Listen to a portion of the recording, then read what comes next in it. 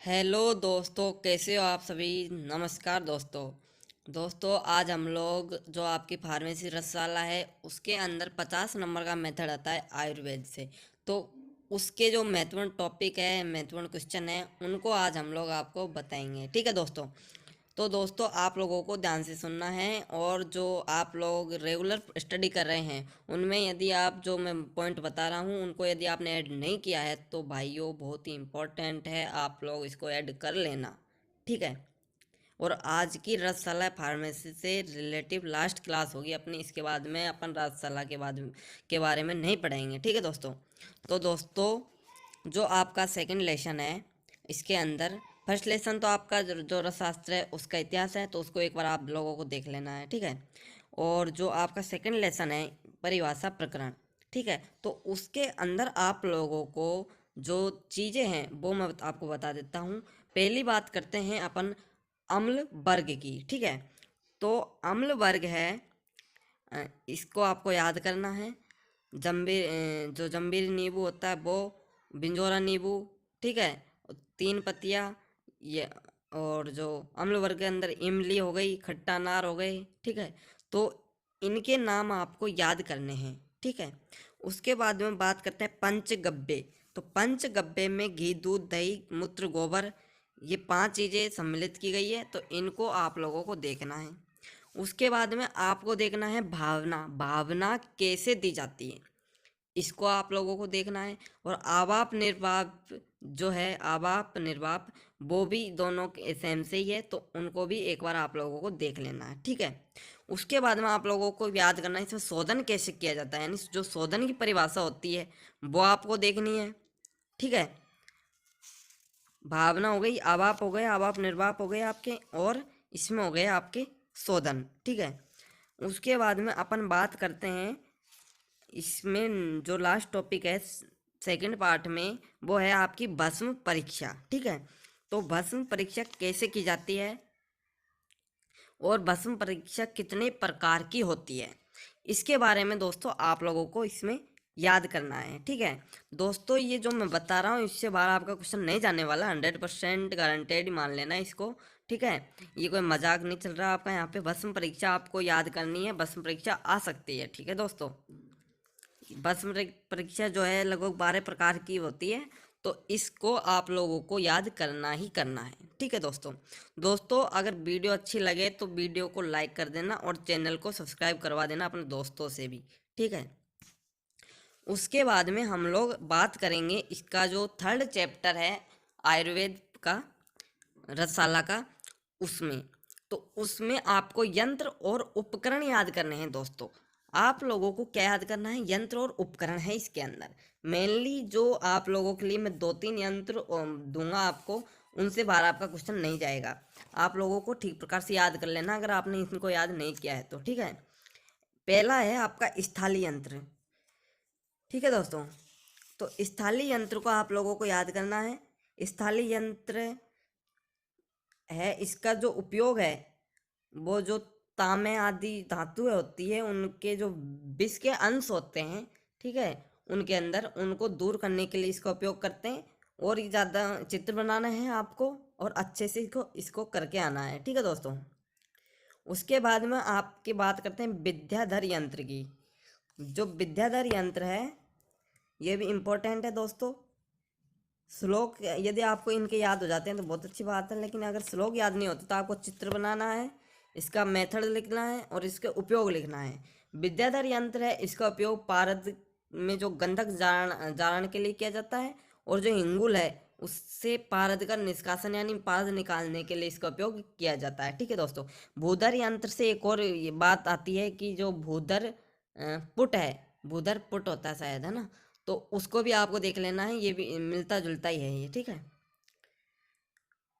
विद्याधर यंत्र नहीं, भूधर यंत्र। ठीक है। विद्याधर यंत्र हो गया आपका, सॉरी, विद्याधर यंत्र हो गया। उसके बाद में भूधर यंत्र है। भूधर यंत्र जो है इस ये भी छोटा ही है, भूधर यंत्र और भूधर पुट, ये दोनों आपको याद कर लेने हैं। ठीक है। भूधर यंत्र का उपयोग पारद के जारण के लिए किया जाता है।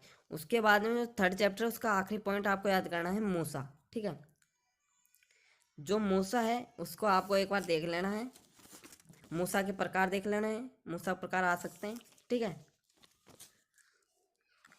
इसके बाद में दोस्तों जो अपना नेक्स्ट चैप्टर है वो आएगा चैप्टर नंबर 5, ठीक है, नहीं 4।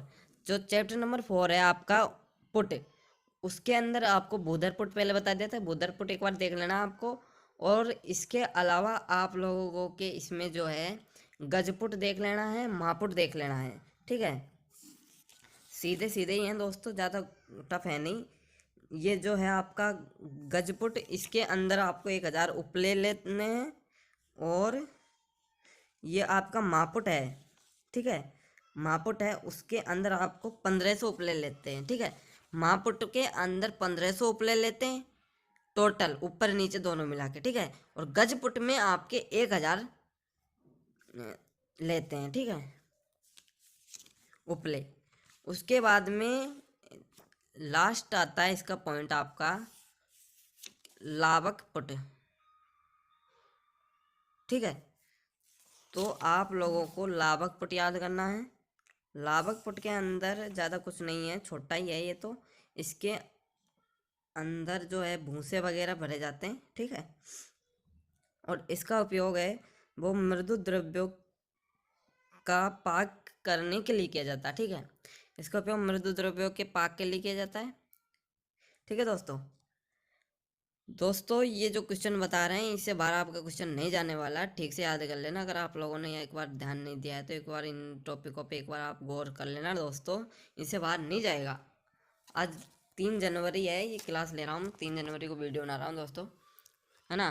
तो आप लोग देख लेना आपका। और हाँ, आप लोगों को अपडेट देता हूँ, आपका जो टाइम टेबल है वो भी आ चुका है 2 तारीख को ही, ठीक है। 2 जनवरी को आप लोगों का टाइम टेबल आ चुका है। फर्स्ट एग्ज़ाम जो है आपकी एनाटॉमी की है 20 तारीख को, ठीक है। उसके बाद में अपन बात करते हैं नेक्स्ट चैप्टर, चैप्टर नंबर 5। इसके अंदर क्या याद करना है? चैप्टर नंबर 5 में आप लोगों को दोस्तों एक याद करना है महारस, ठीक है। महारसों की संख्या, महारसों की कितनी संख्या होती है और उनका नाम, महारसों की संख्या और उनके नाम याद करने हैं। उसके बाद में आपको जो धातु है, धातुओं के नाम याद करने, धातु धातु दोनों के नाम याद कर लेना, उनकी संख्या याद कर लेनी है।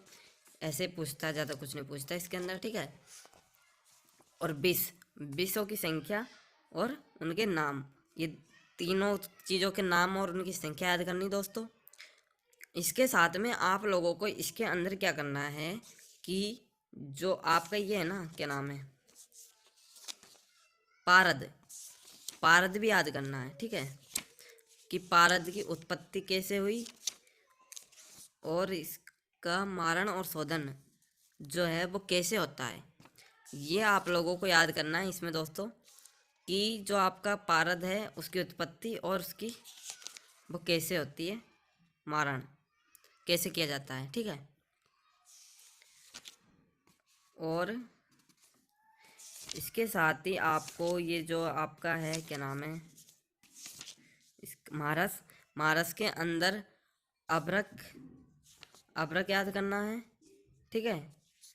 अभ्रक, बेकांत, माछिक, बिमल, शिलाजतु, शैष्यक, चपल, रसक, ये आपको इनके नाम याद करने हैं। और पारद का शोधन और मारण याद करना है, पारद की उत्पत्ति कैसे हुई, पारद का शोधन कैसे किया जाता है। 2-3 विधि है दोस्तों इसकी, उससे इसका शोधन किया जाता है और इसका मारण कैसे करते हैं, इसके बारे में आप लोगों को देख लेना दोस्तों। ये वीडियो थोड़ी लंबी होने वाली है लेकिन आपको डिटेल में बता रहा हूँ मैं, आप लोग ठीक से याद कर लेना, ठीक है दोस्तों। उसके बाद में हम लोग नेक्स्ट चैप्टर की ओर बढ़ते हैं दोस्तों, कि नेक्स्ट चैप्टर में क्या आने वाला है। इस चैप्टर में इससे ज़्यादा महत्व की बात नहीं है दोस्तों, इन चीज़ों को याद कर लेना। तो अगला चैप्टर आपका अध्यक्ष है, इसके अंदर आपको क्या याद करना है, ठीक है। तो इसके अंदर आप लोगों को भस्म निर्माण याद करना है एक तो, ठीक है। अब भस्म निर्माण किसकी याद करनी है? एक तो अभ्रक की भस्म भी हो सकती है, ठीक है। और एक याद करनी है आपको पिष्टि निर्माण।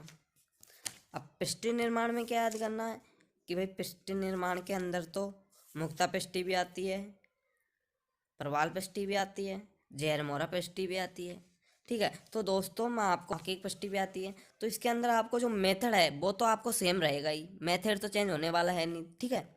और आपको इसमें कंटेंट्स याद कर लेने हैं, ठीक है, कंटेंट्स याद कर लेने हैं। और औषधि डोज यदि ऊपर नीचे हो जाती है तो कोई दिक्कत नहीं है, लेकिन विशेषकर आप लोगों के लिए मैं बता देता हूँ, आपको प्रवाल पृष्ठ याद करनी है, ठीक है। और भस्म की बात का ये करते हैं तो मयूर पिच भस्म है, निर्माण है, वो आपको याद कर लेना है, ठीक है। उसके बाद में रस की बात करते हैं, रस के अंदर आप लोगों को याद करना है आनंद भैरव रस। क्या याद करना है? आनंद भैरव रस और रस परपटी, ये दो चीज़ आपको इस रस के अंदर याद करनी है, ठीक है। इनका मेथड ठीक से याद कर लेने। कंटेंट्स तो आप लोग लिख के भी ले जाओगे ना कहीं पे, तो कोई दिक्कत नहीं आए, ठीक है। कंटेंट्स एक बार लिख लेना आप। हाँ, उसके बाद में अपन बात करते हैं अगले चैप्टर की। दोस्तों मैं आपको इम्पोर्टेंट चीज़ बता रहा हूँ, इनका नज़रअंदाज मत करना, ठीक है। अगर अगली बात करते हैं चैप्टर नंबर 7 की, इसके अंदर आप लोगों को क्या याद करना है? तो इसके अंदर ज़्यादा कुछ याद नहीं करना आप। ये मान प्रकरण है, तो इसके अंदर मान क्या होता है, मान के भेद और मान का महत्व में जो मान है उसकी आवश्यकता क्या पड़ी, ठीक है। और इसके अंदर आपको लेबलिंग और पैकिंग तो आप लोगों को दूसरी जगह मिल जाएगी, ठीक है, तो वो आप लोगों को याद करनी है। और इसके साथ में आपको मान का महत्व और भेद याद करना है, ठीक है। पैकिंग और लेबलिंग जो है अध्याय 9 में याद करनी है दोस्तों, है ना, 7 में नहीं है वो, अध्याय 9 में है, तो उसमें याद करनी है आपको पैकिंग और लेबलिंग। इसमें इससे ज़्यादा कुछ नहीं है 9वें चैप्टर में। और 7वें चैप्टर में मान का महत्व और मान का भेद, यह आप लोगों को याद करना है, ठीक है। उसके बाद में अपन बात करते हैं अगले चैप्टर की, चैप्टर नंबर 8। तो चैप्टर नंबर 8 है आपका औषधियों का अनुपात, समीक्षण मात्रा और प्रयोग काल। इसके अंदर दोस्तों आप लोगों को कुछ ज़्यादा याद नहीं करना, औषधि काल याद करना है, द्वादश काल होते हैं औषधि लेने के, वो याद करना है। और अनुपान याद करना है, कौन से समय पर क्या लिया जाता है, ये उसको आप लोगों को याद कर लेना है, ठीक है। औषधि प्रयोग काल में द्वादश है यानी 12 काल होते हैं, तो उनको एक बार देख लेना है। वैसे ये आएगा नहीं, इतना इम्पोर्टेंट है नहीं, ठीक है, लेकिन फिर भी आप लोगों को लेके तो चलना दोस्तों, है ना। उसके बाद में आपको अनुपान के अंदर श्रेष्ठ अनुपान है, ठीक है, अनुपान के लाभ है, अनुपान क्या होता है उसका महत्व याद कर लेना है, ठीक है। ये चीज़ें आपको याद करनी है, श्रेष्ठ अनुपान और औषधि और अनुपान, यह आप लोगों को चैप्टर नंबर 8 में याद करना है, ठीक है। चैप्टर नंबर 9 हो ही गया आपका, हमको बता ही दिया था, लेबलिंग और पैकिंग, ठीक है। तो अगला चैप्टर है आपका चैप्टर नंबर 10। ये इम्पोर्टेंट है दोस्तों, ठीक है। इसके अंदर आप लोगों को याद करना है फर्स्ट कसाय कल्पना, इसका नाम है भेषज कल्पना, ठीक है, 10वें चैप्टर का। तो इसके अंदर आपको कसाय कल्पना यानी जो पंचविध कसाय कल्पना है, इस स्वेरस हो गई, सुरत हो गई, क्वात हो गई, क्वात और सुरत एक ही होता है, ठीक है। कल्क कल्पना, शीत कल्पना और फांट कल्पना, ठीक है। तो दोस्तों ये तो नॉर्मल है, ये तो सब लोगों को याद होगी, ठीक है, ऐसे ही मुंह में रटी पड़ी है ये तो इनके नाम तो, ठीक है। तो नॉर्मल है, ये तो आप लोग याद कर लोगे। उसके बाद में इसमें ध्यान देने वाली जो चीज़ है उसकी बात करते हैं हम लोग, ठीक है, कि इसमें क्या है। इसके अंदर आप लोगों को मैं बता देता हूँ संधान कल्पना, ठीक है। संधान कल्पना की आपको परिभाषा याद करनी है, ठीक है। उसके बाद में आप लोगों को जो परीक्षण विधि है वो याद कर लेनी है। संधान में जो सावधानियां बरती जाती है वो, और संधान विधि, विशेषकर आपको संधान विधि याद करनी है दोस्तों, ठीक है। क्या याद करोगे आप? विशेषकर संधान विधि। उसके बाद में आप लोगों के लिए बट्टी की बात करते हैं, बट्टी, संजीवनी बट्टी, ठीक है। अब संजीवनी बट्टी है वो आप लोगों को बट्टी में याद करनी है, ठीक है, ये भी इम्पोर्टेंट है, ठीक है दोस्तों। संजीवनी बट्टी के अंदर दोस्तों 10 कंटेंट्स है टोटल, ठीक है। और उसमें जो इम्पोर्टेंट होते हैं वो होता है भल्लातक और वत्सनाभ, ये दोनों इम्पोर्टेंट हैं। इसके अंदर वैसे मैं आपको बता देता हूँ, बिड़ंग, सुंठी, पीपड़ी, अहड़ वहड़, आंवला, बच्चा, गिलोय, भल्लातक, वत्सनाभ, इनको समान मात्रा में लिया जाता है दोस्तों, ठीक है। और इनमें भावना दी जाती है गोमूत्र की, ठीक है। ये नॉर्मल है, इसको आप लोग याद ही कर लोगे, ठीक है। और उसके बाद में इसकी डोज की बात करते हैं तो एक एक गोली सुबह शाम, ठीक है। और इसके अनुपान की बात करें तो गर्म जल के साथ आप ले सकते हो, ठीक है दोस्तों। ये हो गया। उपयोग किस किस में होता है? आम दोष में, विसूचिका में, सर्पदंश में, और सन्निपातक ज्वर जो होता है उसमें इसको लेते हैं। उसके बाद में आप लोगों को इसमें इम्पोर्टेंट चीज़ और बता रहा हूँ मैं आपको, आंवला मुरब्बा निर्माण, ठीक है दोस्तों। एक और चीज़ है इसमें, अजवाइन अर्क निर्माण। तो दोस्तों ये अजवाइन अर्क निर्माण तो आप लोग उसमें बता ही दिया आपको मैंने, यूनानी में है, वैसे ही इसमें है, ठीक है। आप लोगों को उसका याद करना है। अगर इसमें आयुर्वेद में आ जाता है वो, तो आप उसी को इसमें भी लिख सकते हो। उपयोग वही है, कोई अलग नहीं है, ठीक है। बात करते हैं आंवला मुरब्बा निर्माण की। आंवला मुरब्बा निर्माण में क्या करना है?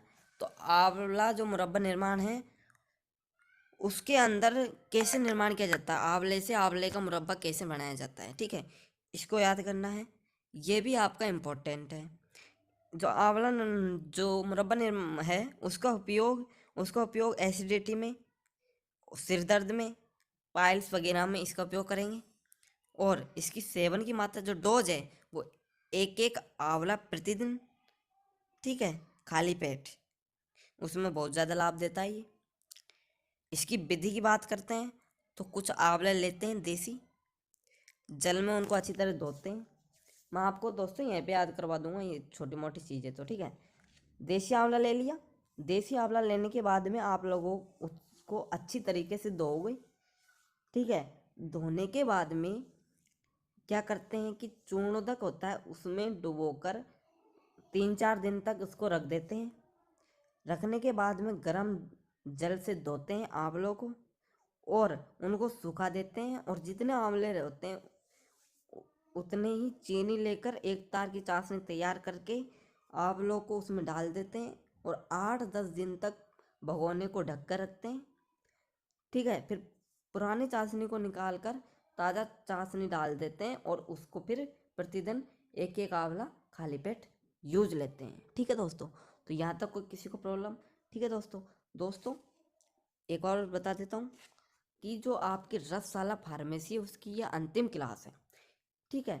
इसके अलावा और कोई प्रॉब्लम है आपको किसी भी सब्जेक्ट में, उसके लिए आप कमेंट कर सकते हो, उसकी कोई प्रॉब्लम नहीं है, ठीक है। तो इससे बाहर आपका क्वेश्चन नहीं जाएगा। जो मैंने आपको बताया है उस 80 से 90% इससे बाहर नहीं जाएगा दोस्तों, ठीक है। अच्छे से पढ़ाई करो, अभी आपके पास 20 दिन है एग्ज़ाम के लिए, ठीक है। तो अच्छे से पढ़ाई करो, अच्छी परसेंटेज बन जाएगी दोस्तों, कोई दिक्कत नहीं है। और दोस्तों मैं आप लोगों को बता दूं कि हम लास्ट 5 डेज के लिए प्राइवेट क्लास स्टार्ट करेंगे, जो कुछ प्राइवेट लोगों के लिए ही होगी, ठीक है, पब्लिक के लिए नहीं होगी वो क्लास। तो आप लोग भी अगर वो क्लास ज्वाइन करना चाहो तो कर सकते हो, कोई प्रॉब्लम नहीं है, ठीक है। धन्यवाद, थैंक्स फॉर वॉचिंग।